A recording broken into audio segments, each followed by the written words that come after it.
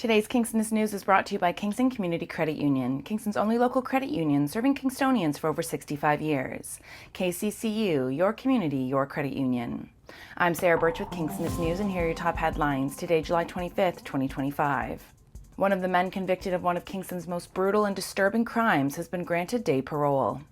According to a decision published in the Parole Board of Canada's public registry, Terry Douglas Kennedy, now 55, will be released to a community-based residential facility for a 6-month period of day parole under strict conditions.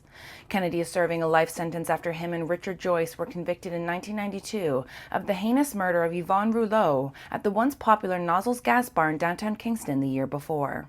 Drivers on Perth Road or County Road 10 would have encountered a closure yesterday morning after a collision sent 2 people to hospital with non-life-threatening injuries.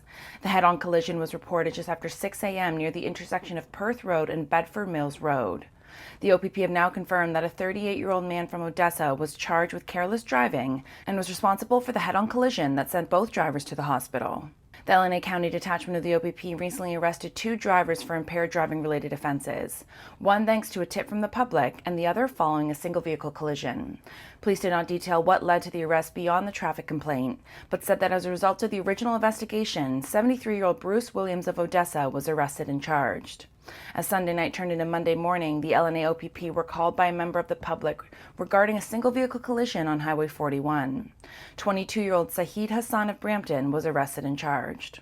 Cora Wright, founder and head coach of Pegasus Movement Academy, addressed council at its regular meeting on Tuesday, July 22, 2025, in response to concerns about her youth parkour program, which operates in Conservation Park and Rotary Park. The report, which refers specifically to Pegasus's use of municipal infrastructure, proposes that Council approve the addition of a new facility rental category for passive park commercial and sport use, with a rate of $25 per hour.